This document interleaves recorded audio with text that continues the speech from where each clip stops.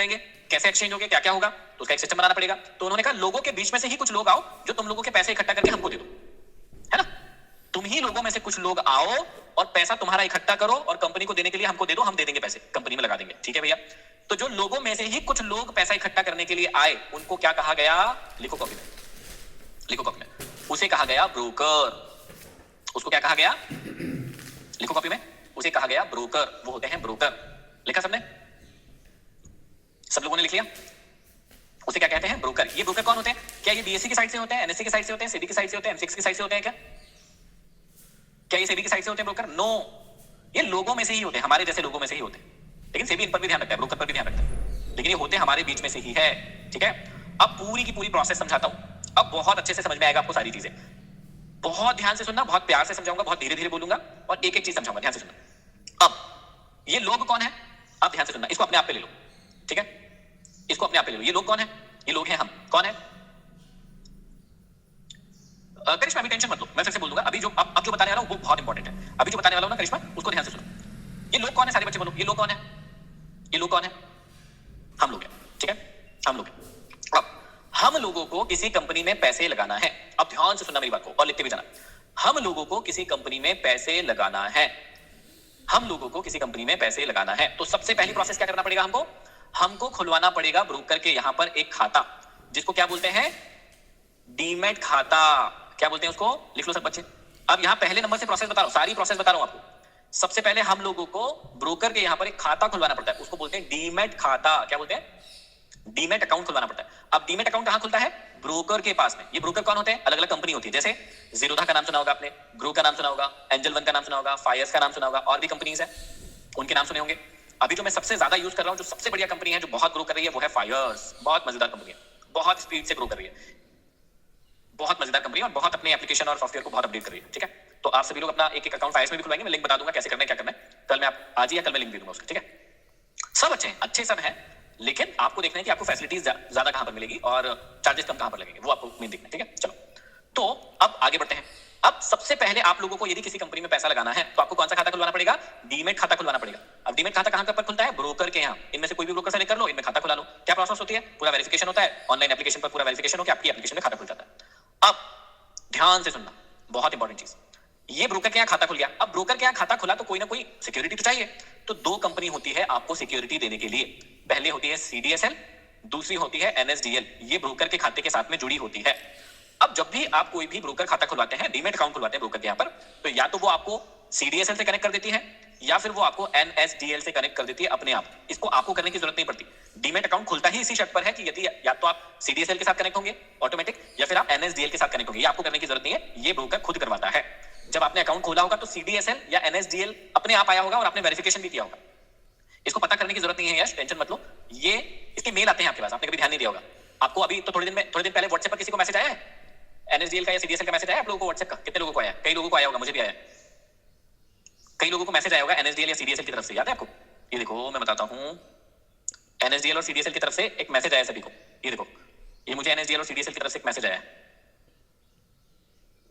ये वेरीफाई यहां पर शायद दिख नहीं रहा होगा।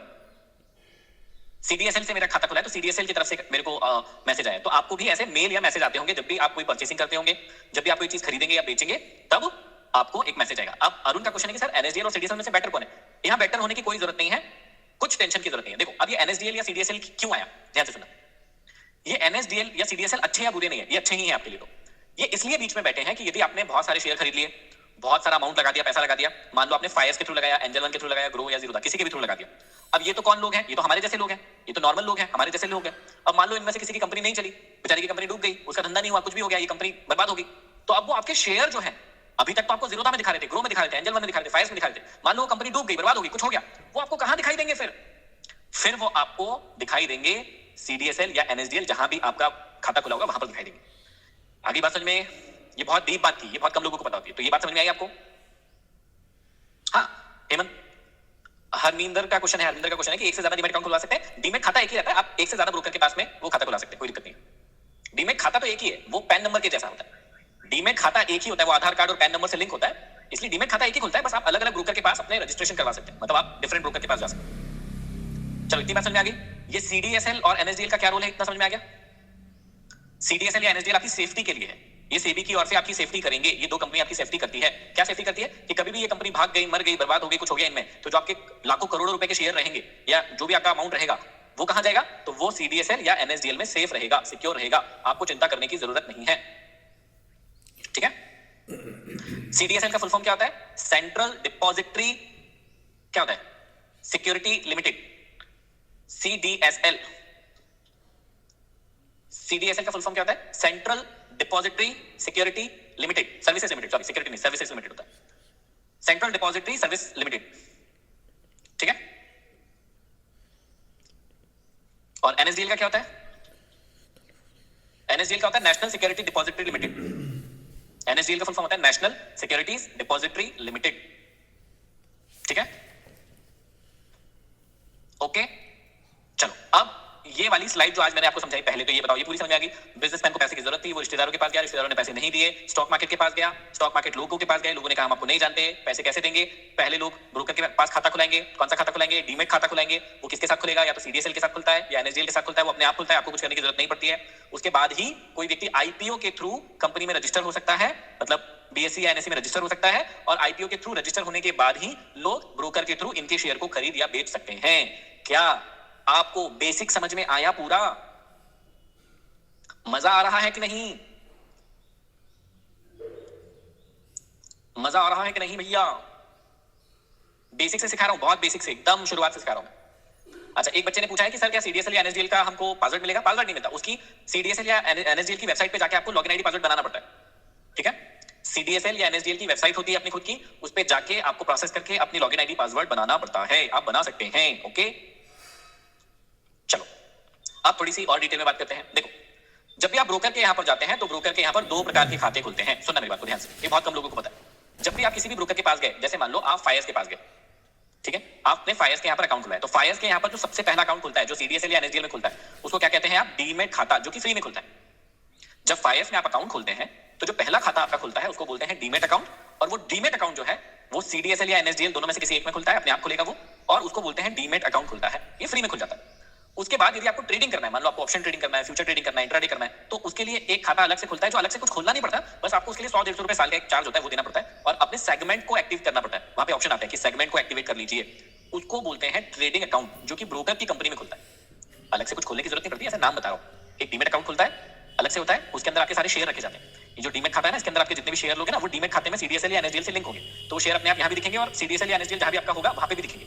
प्लस जो आप ट्रेडिंग करते हो, जैसे ऑप्शन ट्रेडिंग करी, फ्यूचर ट्रेडिंग करी, इंट्राडे करी, तो वो जो चीज लोगे आप, मान लो इंट्राडे में आपने कोई शेयर ले लिया, ऑप्शन में कोई शेयर ले लिया, या फ्यूचर में कुछ ले लिया, तो वो सीडीएसएल या एनएसडीएल में जाएगा क्या? नहीं। ये मजेदार बात आपको समझना है कि आप जो फ्यूचर ऑप्शन करोगे मान लो कभी, तो वो चीज सीडीएसएल या एनएसडीएल में जाएगा क्या? नहीं। सीडीएसएल या एनएसडीएल में कौन सी चीज जाती है? जो लॉन्ग टर्म के लिए आप शेयर खरीदोगे सिर्फ वो, या लॉन्ग टर्म के लिए जो ईटीएफ खरीदोगे सिर्फ वो जाएंगे। कोई भी पोजीशन लॉन्ग टर्म के लिए जब आप बनाओगे, सिर्फ वही पोजीशन सीडीएसएल या एनएसडीएल के अंदर जाएगी। जितनी भी आप ऑप्शन या फ्यूचर ट्रेडिंग करोगे, इंट्राडे ट्रेडिंग करोगे, वो सिर्फ ब्रोकर के खाते में दिखेगी, और जब भी उसकी एक्सपायरी रहेगी वो खत्म हो जाएगी, वो सीडीएसएल या एनएसडीएल तक नहीं पहुंचती है। क्या इतनी बात भी घूम के ताला एकदम, जितने भी जाले लगे थे वो साफ होके क्लियर हो गई? जितने भी जाले लगे थे वो साफ हो रही है? ठीक है। यस, आईएनडी मनी बेटा अपने इंडिया का है, वो फॉरेन इन्वेस्टमेंट के लिए, तो आईएनडी मनी अपने को नहीं करना है, ठीक है, आईएनडी मनी अपने को नहीं करना है अभी। चलो अब आते हैं अगली बात पर। अगली बात क्या है, ध्यान से सुनिएगा। रोजाना आपका पाला किससे पढ़ने वाला है, आप ध्यान से सुनना, ठीक है। शंकर लाल बाली, थोड़ा सा 5 मिनट दीजिए, मैं इतना समझा दूं, फिर आप अपना क्वेश्चन पूछना शंकर, ठीक है, कि क्या समझ में नहीं आया, बस मेरे को इतना समझा देने दो, ध्यान से सुनना। मैंने बताया आपको कि बीएससी जो है बॉम्बे स्टॉक एक्सचेंज होता है, इसमें बहुत सारी कंपनी होती है, और एनएससी होता है जिसके अंदर बहुत सारी कंपनी होती है। तो बीएससी ने क्या किया, अपनी 30 टॉप कंपनी को चुना और उसका एक इंडेक्स बना दिया जो पूरे बीएससी को रिप्रेजेंट करता है। उसको बोलते हैं सेंसेक्स का इंडेक्स। क्या बोलते हैं? बीएससी ने क्या किया, अपनी सारी जितनी भी कंपनी उसके अंदर लिस्टेड है, उसमें से टॉप 30 कंपनी चुनी कि भैया 1 2 3 4 5 6 7 8 9 10 ये 30 कंपनी है जो हमारे बीएससी में सबसे अच्छा परफॉर्म कर रही है, और उसका एक इंडेक्स बना दिया कि ये इंडेक्स ऊपर जा रहा है मतलब बीएससी की सारी कंपनी ऊपर जा रही है, ये इंडेक्स नीचे आ रहा है मतलब बीएससी की बहुत सारी कंपनी नीचे आ रही है। ये हो गया। ऐसे ही एनएससी ने भी क्या किया, एनएससी ने अपनी 50 टॉप कंपनियों को चुना। क्या किया एनएससी ने? अपनी टॉप 50 कंपनी को चुना और उसका एक इंडेक्स बना दिया। उसी को हम कहते हैं निफ्टी 50 इंडेक्स, जिसको आप रोज ट्रेड करते हो या देखते हो। ये कहां दिखते हैं? ये देखो, मैं बताता हूं आपको। ये देखो, यहां पर मैं आया, यहां पर मैंने ये निफ्टी 50 सेलेक्ट किया, ये निफ्टी 50 सेलेक्ट किया। ये जो आज बड़ी कैंडल बनी है, ये देखो, ये जो आज बड़ी कैंडल बनी है, ये किसके अंदर बनी है? ये जो बड़ी कैंडल बनी है ये किसके अंदर बनी है? निफ्टी 50 के अंदर। तो ये बड़ी सी कैंडल क्या दिखा रही है? निफ्टी 50 जो है वो एनएससी का इंडेक्स है। एनएससी में 5000 से भी ज्यादा कंपनियां, 4500-5000 कंपनियां। उन 4500-5000 कंपनी में से निफ्टी 50 क्या है?